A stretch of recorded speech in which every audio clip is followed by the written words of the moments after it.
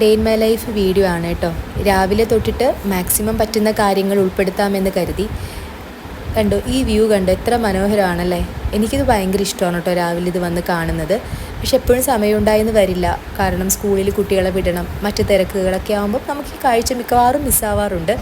അധികം നാൾ ഈ കാഴ്ചയൊന്നും ഉണ്ടാവത്തില്ല. ബിൽഡിങ്സൊക്കെ വരാൻ പോവാണ്, കുളം നികത്താൻ പോവാണ് ഇവിടെയുള്ള. അപ്പോൾ പിന്നെ ഇതെല്ലാം മിസ്സാവും. നമുക്കത് പറയാൻ പറ്റത്തില്ലല്ലോ. വാങ്ങിച്ചിട്ടിരിക്കുന്നവർ അവിടെ ബിൽഡിങ് പണിയും, സ്വാഭാവികം. കാലത്തിനൊത്ത് നമ്മൾ മാറുക, അതേ ഉള്ളൂ വഴി അല്ലേ. രാവിലെ നേരത്തെ ഒന്ന് മേല് കുളിച്ചു, വേറൊന്നല്ല, ഒന്ന് പ്രെയർ ചെയ്യേണ്ടതായിട്ടുണ്ട്. പിന്നെ ഒരു ഉന്മേഷം ഇന്നത്തെ ദിവസം എനിക്ക് ആവശ്യമാണ്. അത്ര അധികം കാര്യങ്ങൾ ചെയ്യാനുണ്ട് ഇന്ന്. അതുകൊണ്ടിട്ട് രാവിലെ തന്നെ ഞാൻ മേലൊന്ന് കുളിച്ചു കഴിഞ്ഞിട്ട് നമ്മുടെ സമ്പ്രാണി കത്തിച്ചു വെച്ചിട്ടാണ് ഞാൻ പ്രാർത്ഥിക്കാറുള്ളത് കേട്ടോ. ആദ്യം ഞാൻ മീഷോയിൽ നിന്ന് വാങ്ങിച്ചൊരു സംഭവമാണിത്. അതിനുശേഷം ഞാൻ buy one get one free ആക്കി ഇപ്പോൾ ഈ അടുത്ത് വാങ്ങിച്ചതാണ്. എനിക്ക് ഭയങ്കര ഇഷ്ടമാണ് ഇൻസെൻസ് ഹോൾഡർ. അതുപോലെ തന്നെ സമ്പ്രാണി കത്തിച്ചു വെച്ച് പ്രാർത്ഥിക്കുമ്പം എനിക്ക് പേഴ്സണലി ഭയങ്കര ഒരു മൈൻഡിന് ഭയങ്കര ശാന്തതയും മൊത്തത്തിലൊരു നല്ലൊരു ഉന്മേഷവും കാര്യങ്ങളൊക്കെ എനിക്ക് ഫീൽ ചെയ്യാറുണ്ട്. വീടിനും നല്ല പ്രത്യേക ഒരു എനർജി നമുക്ക് ഫീൽ ചെയ്യും കേട്ടോ. അറിയാമല്ലോ, അങ്ങനെ ചെയ്യുന്നവർക്ക് അറിയാൻ പറ്റും. അതൊക്കെ നമ്മളുടെ ഓരോരുത്തരുടെ ഇഷ്ടമാണല്ലോ. കുറേ സമയമുള്ളവർക്ക് ഇതൊക്കെ പറ്റും, സമയമില്ലാത്തവരാണെങ്കിൽ പ്രാർത്ഥിച്ചിട്ട് പോകും. ദൈവത്തിനെല്ലാം അറിയാം, നമ്മുടെ പരിമിതികളെല്ലാം അറിയുന്ന ആളാണ് ദൈവം.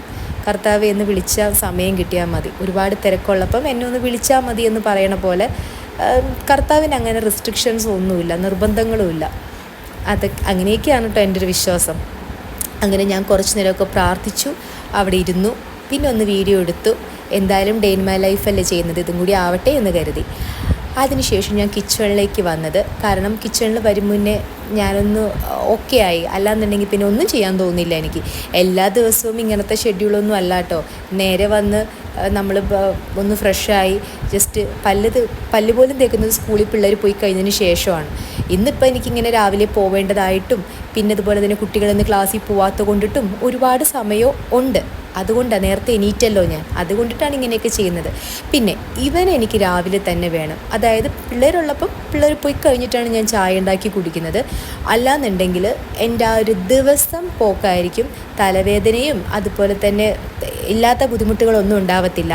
ഈ ചായ എന്നെ ഒരുപാട് സ്വാധീനിക്കുന്നുണ്ട്. പക്ഷേ ഇവൻ്റെ അണ്ടർ കൺട്രോളിൽ നിന്ന് മാറണമെന്ന് എനിക്കുണ്ട്.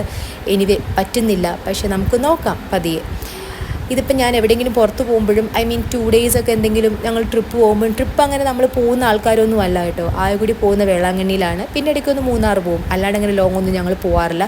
ബിക്കോസ് ഞങ്ങളുടെ വീട്ടിൽ ഞാൻ, എൻ്റെ ഹസ്ബൻഡ്, എൻ്റെ കുട്ടികൾ, ഈ ലോകത്ത് എനിക്ക് ഭയങ്കര ഹാപ്പിയാണ്, അവർക്കും ഹാപ്പിയാണ്. ഞങ്ങളെല്ലാവരും ഭയങ്കര, അതായത് ഒരു ഒറ്റ റൂമിലാണെങ്കിൽ പോലും ഞങ്ങളുടെ ആ ഒരു അറ്റ്മോസ്ഫിയർ ഞങ്ങൾ ക്രിയേറ്റ് ചെയ്തെടുക്കാൻ ശ്രമിക്കാറുണ്ട്.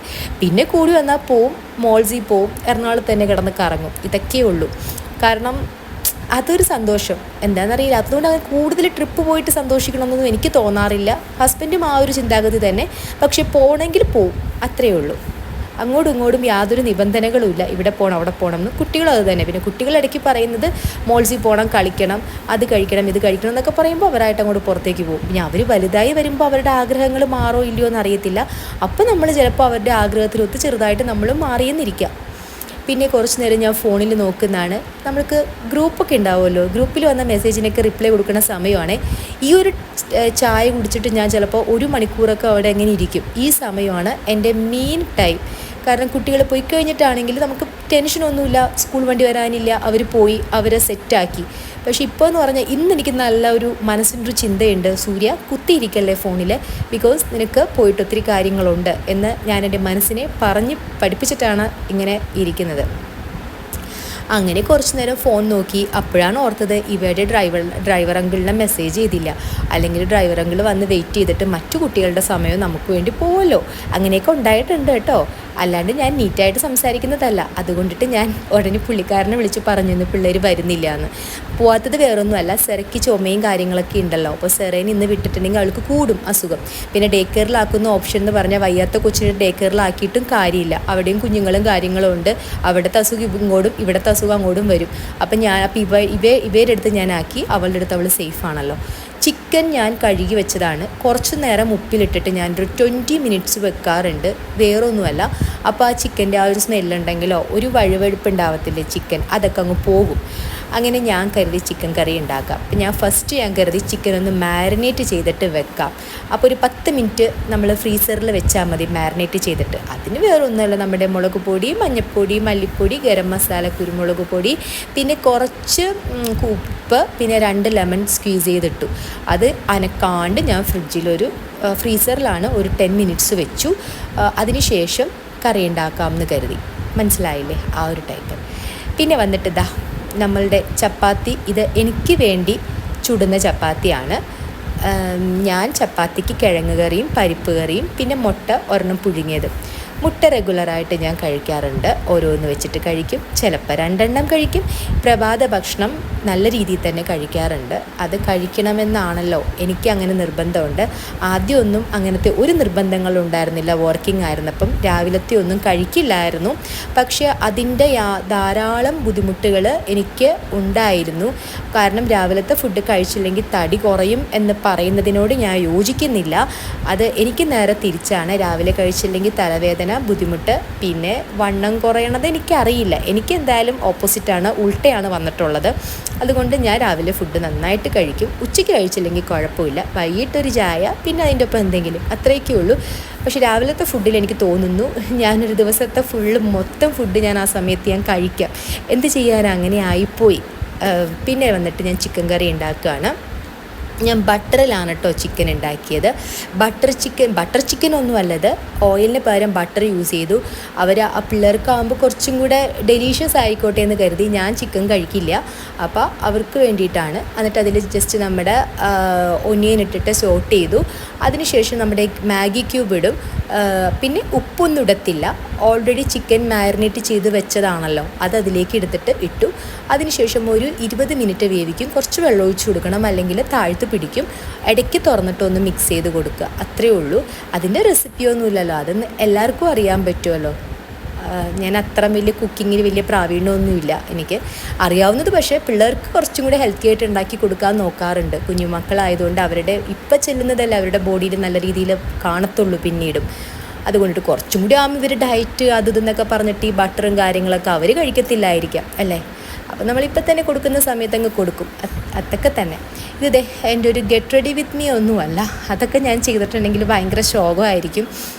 എൻ്റെ സ്കിന്നെന്ന് പറഞ്ഞാൽ, അല്ലെങ്കിൽ എൻ്റെ ഫേസ് എന്ന് പറഞ്ഞാൽ അത്ര മേക്കപ്പ് ചേർന്നൊരു ഫേസ് അല്ല.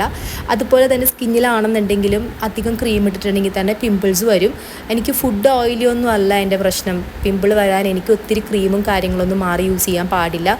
ഇത് തന്നെ ഞാൻ എത്ര കഷ്ടപ്പെട്ട് എനിക്ക് ഒപ്പിച്ച സൺസ്ക്രീൻ ആണെന്നറിയോ. മെഡിക്കേറ്റഡ് സൺസ്ക്രീനൊക്കെ എനിക്ക് അലർജിയാണ്. എൻ്റെ ഫേസിന് അത് ടാൻ വരുത്തും. എനിക്കറിയില്ല, എനിക്കെന്തോ അങ്ങനെയാണ്, എല്ലാവർക്കും അങ്ങനെ ആയിരിക്കണം എന്നില്ല. അതുകൊണ്ട് ഞാൻ ആയുറിൻ്റെ നേച്ചേഴ്സിൻ്റെ ഒരു SPF 40 ഉള്ള സൺസ്ക്രീനാണ് യൂസ് ചെയ്യുന്നത്. അത് NF അല്ല ആക്ച്വലി. ഞാൻ അകത്തിരിക്കുമ്പോൾ സൺസ്ക്രീൻ ഇടാറില്ല.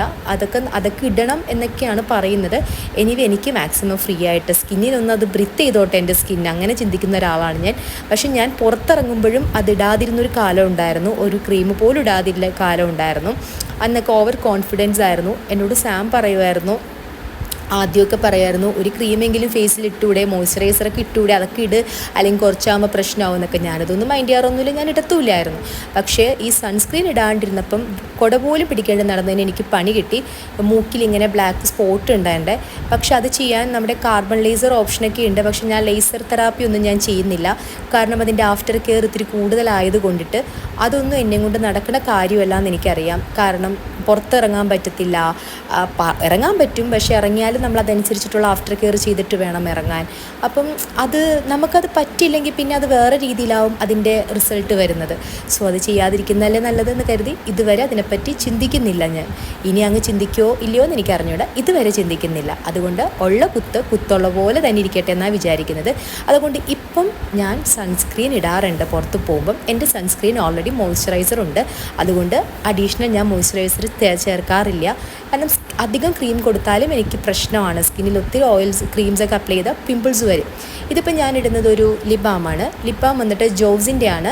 കുറേ നാളായി ഞാൻ യൂസ് ചെയ്യുന്ന ലിപ് ബാം. നല്ലതാണ് കേട്ടോ. ഞാൻ ലിപ് ബാം മാത്രം സാധാരണ യൂസ് ചെയ്യാറുണ്ട്, ഇടയ്ക്ക് വീട്ടിലിരിക്കുമ്പോഴും യൂസ് ചെയ്യും. പക്ഷേ പുറത്ത് പോകുമ്പം അതിൻ്റെ മുകളിൽ ഞാനൊരു ലിപ്സ്റ്റിക്ക് ഞാൻ അപ്ലൈ ചെയ്യാറുണ്ട്. പുറത്ത് പോകുമ്പോൾ നമുക്ക് കുറച്ചും കൂടെ ഭംഗിയായിക്കോട്ടെ, പിന്നെ വീഡിയോ ഒക്കെ എടുക്കുന്നതൊക്കെയല്ലേ എന്ന് കരുതിയൊക്കെയാണോ ഞാനത് ചെയ്യുന്നത്. എന്നിരുന്നാൽ തന്നെയും ലിപ്സ്റ്റിക്ക് അങ്ങനെ എപ്പോഴും ഇടാറില്ല. ലിപ്സ്റ്റിക്ക് അങ്ങനെ എപ്പോഴും ഇടുന്നവരുണ്ടെങ്കിൽ ലിപ് ബാം ഒന്ന് അപ്ലൈ ചെയ്തിട്ട് ഇടുക കേട്ടോ. അല്ലെങ്കിൽ പിന്നെ ഒത്തിരി നല്ല ബ്രാൻഡഡ് ലിപ്സ്റ്റിക്കൊക്കെ ആണെങ്കിൽ കുഴപ്പമില്ല. അല്ലെങ്കിൽ അതിൻ്റെ കണ്ടൻറ്റും ബ്ലഡും കാര്യങ്ങളൊക്കെ അതിലുള്ളത് കൊണ്ടിട്ട് നമ്മുടെ ലിപ്സൊക്കെ കറുത്തു പോവും. അതുകൊണ്ടൊന്ന് സൂക്ഷിച്ചേക്കണേ. ഇടണമെങ്കിൽ നല്ല ബ്രാൻഡഡ് ആയിട്ടുള്ള ഐറ്റംസ് യൂസ് ചെയ്യുക അല്ലേ. അങ്ങനെയൊക്കെയല്ലേ മേക്കപ്പിലൊക്കെ പറയുന്നത്. പിന്നെ വന്നിട്ട് മുടി ഞാൻ ഇന്നലെ രാത്രി കുളിച്ചത് കൊണ്ടിട്ട് എൻ്റെ തല എന്ത് നക്കിയത് പോലിരിക്കുന്നു അല്ലേ. അപ്പം ഞാനപ്പം അത് സെറ്റ് ചെയ്യുവാണ്. ഞാൻ വിചാരിച്ചു മുടി കെട്ടിവെക്കും, ഞാൻ പോണി കെട്ടിവെക്കും. ആദ്യം ഒന്ന് അതിൻ്റെ ഞെറിവൊക്കെ എടുക്കുവാണ്. ഞാൻ ഒരു ക്രാഷ് ഡയറ്റ് എടുത്തൊരു കാലം ഉണ്ടായിരുന്നു. എൻ്റെ +2 ശേഷം ഞാൻ ഒത്തിരി വെയിറ്റ് കൂടി. എനിക്കിത്തിരി മെറ്റബോളിക് ഡിസീസും കാര്യങ്ങളൊക്കെ വന്നു, തൈറോയ്ഡ് ഡിസീസ് വന്നു. ഞാനത് എബ്രോഡായിരുന്നു, നാട്ടിൽ നിന്ന് വന്നപ്പോഴാണ് അത് ഡിറ്റക്റ്റ് ചെയ്ത്, നാട്ടിൽ വന്നപ്പോഴല്ല അവിടെ വെച്ചിട്ട് തന്നെ ഡിറ്റക്റ്റ് ചെയ്ത് തൈറോയ്ഡ് ഉണ്ടെന്ന്. പക്ഷേ ആ ഒരു പ്രോപ്പർ ട്രീറ്റ്മെൻറ്റ് ഒന്ന് കൊടുക്കാൻ പറ്റാതിരുന്നതുകൊണ്ട് നാട്ടിൽ വന്നപ്പോഴാണ് മെഡിസിനൊക്കെ പ്രോപ്പർ എടുത്ത് തുടങ്ങിയത്. അപ്പോൾ തടി വെച്ച് പണ്ടാർ തുടങ്ങിയിട്ടുള്ള എൻ്റെ മുടി പോലൊക്കെ ഉണ്ടായിരുന്നു. അതിൻ്റെയൊക്കെ കഥകളൊക്കെ ഞാൻ പറയാം. പിന്നെ ഇതാണ് എൻ്റെ ഇന്നത്തെ ഔട്ട്ഫിറ്റ്. മെട്രോയിൽ കയറി കഴിഞ്ഞ് ഞാൻ പെട്ടെന്നൊരു 20 മിനിറ്റ്സിനുള്ളിൽ തന്നെ ഞാൻ MG റോഡ് എത്തി. ഇപ്പോഴത്തെ ഞാൻ MG റോഡിൽ കൂടി യാത്ര ചെയ്തുകൊണ്ടിരിക്കുവാണ്. ഇതിനിടയിൽ എനിക്ക് ഭയങ്കര ഒരു അബദ്ധം പറ്റി. ഞാൻ എൻ്റെ ഡാറ്റ ചാർജ് ചെയ്തിട്ടുണ്ടായിരുന്നില്ല. അണ്ടർ വൈഫൈ ആണല്ലോ. ഞാൻ കരുതി എന്തിനാണ് വെറുതെ ഒരുപാട് ചിലവാക്കുന്നത്, നമ്മൾ മറ്റേ ബഡ്ജറ്റ് കൺട്രോൾ ചെയ്യേണ്ടതെന്നൊക്കെ കരുതിയിട്ട് വെറുതെ വൈഫൈ ഉണ്ടല്ലോ, നമ്മൾ വെറുതെ ആവശ്യമില്ലല്ലോ ഡാറ്റ എന്നൊക്കെ പറഞ്ഞ് ചെയ്യാതിരുന്നതാണ്. പുറത്ത് ചെന്നിട്ട് യൂബർ വിളിക്കാൻ പോയപ്പോഴാണ് പണി കിട്ടിയത്. നേരെ ഓട്ടോയിൽ കയറി. അപ്പോൾ ഓട്ടോ ചേട്ടനോട് ഞാൻ ചോദിച്ചു, ചേട്ടന് വൈഫൈ മറ്റേത് ചെയ്യുമോ, മറ്റെന്താ യൂബർ ഒന്ന് എനിക്ക് വിളിച്ച് തരുമെന്ന് ചോദിച്ചു. എന്തൊരു വിഡ്ഢിയാണെന്ന് ഓർക്കണേ, ഓട്ടോ കയറിയിട്ട് യൂബർ വിളിച്ച് തരുമെന്ന്. ചേട്ടൻ പറഞ്ഞു, ഇല്ല മോളെ, പോകേണ്ട സ്ഥലം പറഞ്ഞാൽ മതി, കൊണ്ടാക്കി തരാമെന്ന് പറഞ്ഞു. അത് തിരിച്ചു വരുന്ന വഴിയാണ് എനിക്ക് കോഫി കുടിക്കണം എന്ന് തോന്നി. എനിക്ക് എന്തെങ്കിലും കഴിക്കണം, എനിക്ക് ആ ഒരു സ്വഭാവമുണ്ട്. അങ്ങനെ മാക്ഡൊണാൾഡ്സിൽ കയറി